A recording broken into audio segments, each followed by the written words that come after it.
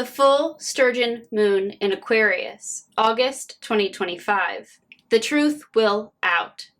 Full Moon in Aquarius versus Sun in Leo in solar domicile, featuring Pluto in the early degrees of Aquarius versus Mercury, about to station direct in the early degrees of Leo. The name for any full moon falling in the month of August is the Sturgeon Moon, named for the sturgeon or fish that fill the Great Lakes of North America annually each August. It's a metaphor.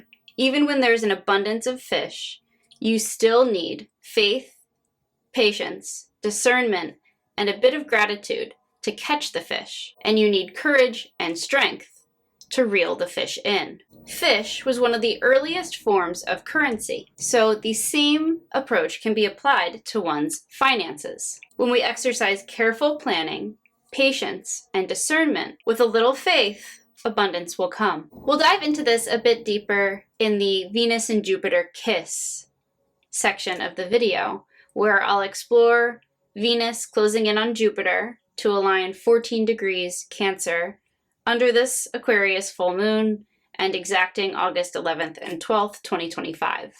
The moon in Aquarius, co-present with Pluto, emphasizes a need for detachment as emotions run high and can burn with intensity. The moon actually activates Pluto by direct conjunction a couple of days on August 7th and 8th, leading into this full moon. So we're definitely already feeling it. It's a full moon, which inherently carries the depth and intensity of Scorpio energy.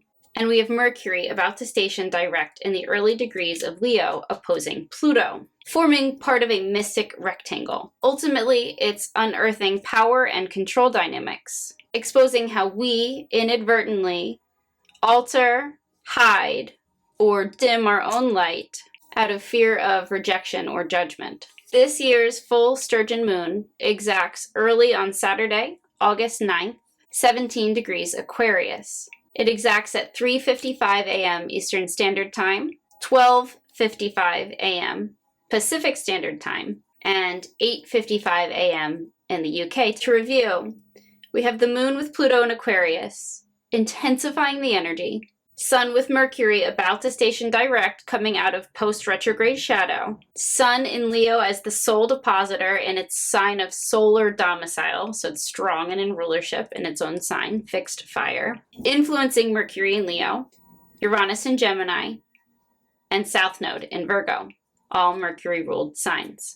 This is about having courage and creativity, getting in touch with one's inner child, daring to be seen authentically and vulnerably, without fear of judgment or rejection, without having to dim your light, and without any need for external validation, so no attention seeking. There's a self-focus, and Mercury with Sun in Leo, it was born for the spotlight, for creative self-expression, and for heart-centered leadership or parenting. We have the Sun and its sign of solar domicile, putting the spotlight on specifically the second or middle third of Leo energy, from 10 to 19 degrees, the second decan of Leo. This second decan or middle heart of Leo is ruled by the Sun and co-ruled by Jupiter. So there's a strong Sagittarius sub-flavor to its energy. This would be familiar to anyone whose birthday the Sun would be between 10 and 19 degrees of Leo, on or around August 2nd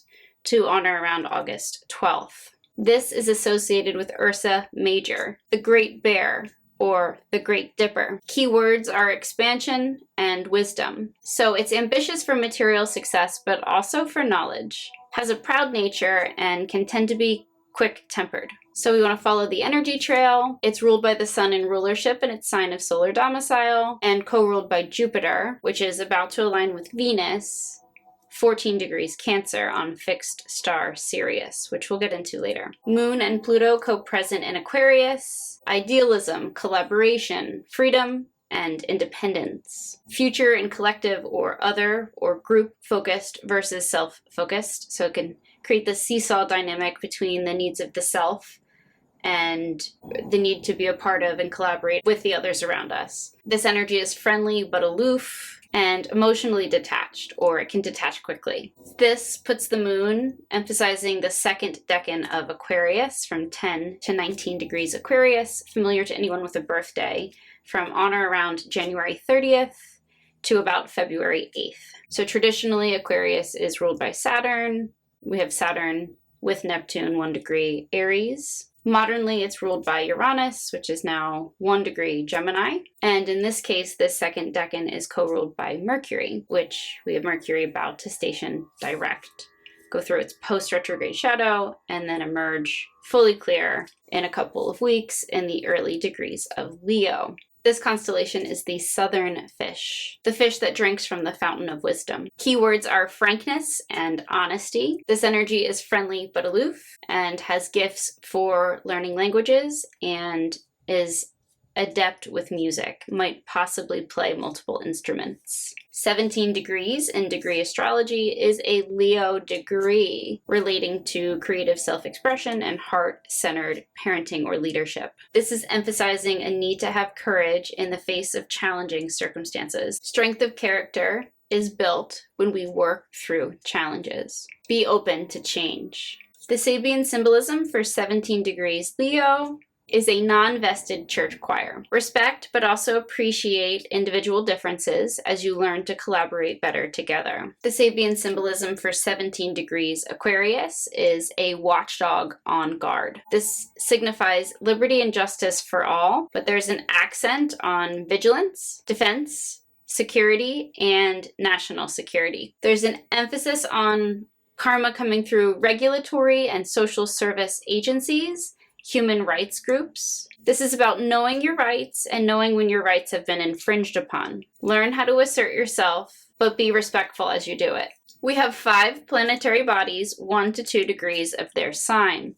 Mars, 1 degree Libra, Saturn and Neptune, 1 degree Aries, coming against one another by opposition, Uranus, 1 degree Gemini, and Pluto, 2 degrees Aquarius. Saturn, Neptune, Pluto, and now Chiron are already retrograde. This is a dress rehearsal for what's to come when Saturn and Neptune officially align on February 20th, 2026, 0 degrees Aries. That'll be shortly before the lunar eclipse in Virgo, March 3rd, 2026, and as we progress into spring and Aries season 2026, when the sun will be spotlighting Saturn and Neptune conjoined in the early degrees of Aries. Air fuels fire, which are faster, more dynamic elements. 2025 is the year of chaos. This is so that it can bring destruction of the old, so that we can establish something new. So we're going to see major changes unfolding in society. Uranus traveling through this part of the sky, the Pleiades, can bring unexpected losses through fire. We have this kite pattern, which is featuring a grand air trine. The grand air trine is a perfect equilateral triangle formed between Mars, 1 degree Libra, Pluto, retrograde 2 degrees Aquarius, and Uranus, 1 degree Gemini, forming a perfect equilateral triangle in the air signs. It features a harmonious flow of those planets working together in the same element, in this case, air. So there's an emphasis on innovation, ideation, intellect, and interpersonal dynamics. Now you can see that this equilateral triangle, this grand air trine, forms part of a larger formation called a kite. So if we look at Mars, 1 degree Libra, it's exactly opposite Saturn and Neptune, 1 degree Aries, forming this tension or crosshairs of a kite. The kite pattern, therefore, is formed by a grand trine, 2 sextiles, and an opposition. The opposition creates a source of motivation and energy via tension that plays out interpersonally. Oppositions always play out interpersonally. Remember, we have the full moon, moon opposite the sun, we have Pluto opposite Mercury, and we also have Saturn and Neptune opposing Mars. A weakened Mars in Libra against a weakened Saturn in Aries. All of this playing out interpersonally. The grand trine and the 2 sextiles create an outlet and a channel for resolving this tension. Saturn and Neptune in Aries opposite their depositor, Mars, weakened or exiled in Libra. We're learning to foster healthy relationships, while developing a stronger sense of self, finding a healthy balance between self-assertion and respecting others. This creates a dynamic tension between a desire for harmony and fairness versus a need for assertive action and initiative. Mars in Libra seeks harmony, balance, and fairness in relationships. It can be conflict avoidant and people-pleasing. It might struggle with confrontation, feedback, indecision, and projection. Watch for people pushing fear, something known as fear-mongering, as a means for controlling you. Saturn in Aries, on the other hand, at the other side of this seesaw dynamic, demands self-assertion, self-reliance, taking initiative, and taking action. Be willing to take risks, but at the same time watch for being too impulsive. Neptune is nearby and it might be clouding our judgment. Watch for being overly forceful, aggressive, independent to prove a point, or impatient. Saturn in Aries might struggle with collaboration and compromise. Take responsibility for your anger. Libra has a tendency to suppress or internalize resentment and anger, which can come out exploding later. There's an opportunity to heal past betrayal and rejection wounding. Do the right thing. Stand your ground, but do it respectfully. Mercury retrograde about to station direct 4 degrees Leo versus Pluto retrograde 2 degrees Aquarius, amplifying power and control dynamics. There's some sort of a rewind to late June, early July, in the days leading up to the 4th of July, when Mercury was last in this part of the sky. Mercury direct will be revisiting these same degree points as it slowly emerges with renewed clarity. Remember, we still have Saturn and Neptune in close conjunction, so something may remain cloudy for some time. And we have a fixed T-square formed by the opposition between Mercury and Pluto versus, it's technically out of sign, but Chiron in the late degrees of Aries, with that point of tension, that bow, that arrow would be shooting at the early degrees of Scorpio. That's what's needed or missing. So the truth will out. We need this purging or this cleansing, this final purge, so that something new can be birthed after the tower falls. We have Mercury stationing direct 4 degrees Leo. It's a cloudy spot of the Cancer constellation associated with blindness, either literal or metaphorical. Take that how you will. It presages famines, extreme or severe thunderstorms, and locusts. Mark your calendars. August 11th and 12th is a great day to rebrand, relaunch, or possibly even launch something. And this is due to the Jupiter and Venus alignment 14 degrees Cancer on fixed star Sirius. It's a seeding moment that begins a 2-year cycle of luck, romance, and abundance. This means it's an alignment of our 2 great benefics. On Canis Major, aka the dog star, fixed star Sirius, 14 degrees Cancer. This star is of the nature of Venus, and it's associated with the flooding of the Nile River and the myth Osiris. It's also linked to nurturing protection, something Cancer energy is known for. Venus transiting Sirius, which is happening for all of us in the collective, brings gain through inheritance. Sometime in the next 2 years, usually through a female in the family. Jupiter, transiting Sirius, brings success through unusual or society or mold-breaking occupations. We have to consider also that Jupiter is exalted in the sign of Cancer, opening many new doors of luck and expansion. Saturn and Neptune are still in close conjunction, so we may not be able to see how lucky these new opportunities are just yet. Venus and Jupiter in Cancer can exaggerate emotions, and it can deepen feelings of nostalgia. This energy is associated with the Moon Tarot card. It's associated with Cancer, Pisces, Moon, and Neptune energy. Our intuition, dreams, unconscious realms, confusion, illusion, vagueness, scandal, deceit, delusion, fear, anxiety, truth exposed, and secrets coming to light. What was previously hidden or cloudy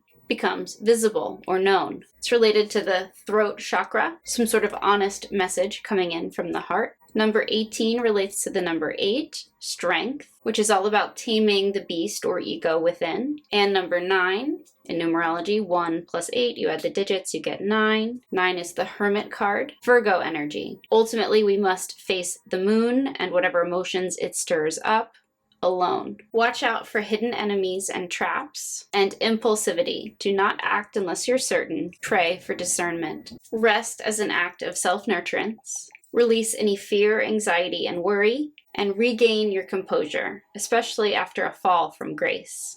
The traditional imagery on the Moon Tarot card shows a feminine moon face on top of the sun. Remember that the moon does not provide its own source of light, but is only able to reflect the light of, say, the sun back to us. We see two towers, separated by rough waters and a winding path between, symbolizing the long journey to self-actualization. We see a dog and a wolf howling at the moon, representing our animal self, our ego, and the need for a little bit of it for self-preservation, but ultimately the need to suppress any excess of ego. It's symbolizing a collective psychic awakening and a heightening of intuition. As we learn to transcend fear, distortion, and delusion, we see this lobster crayfish character emerging from still waters, but only halfway, symbolizing the emergence of deeply repressed fears and the tendency for addictive, mind-altering substances, alcohol, drugs,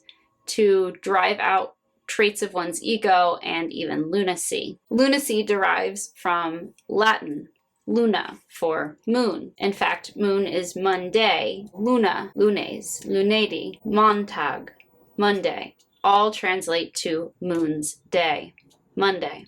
And Sirius, fixed star Sirius, is associated with the Temperance card in tarot, bringing a need for moderation, peace, harmony, and balance. Thank you for watching. If you're still with me, you're a real one. Drop your current most used emoji in the comments. If you took anything away from this video, we ask that you like, comment, share the content, and subscribe. If you enjoyed this video, we know that you'll enjoy the full playlist and this additional video. Thank you so much, love you, and see you soon.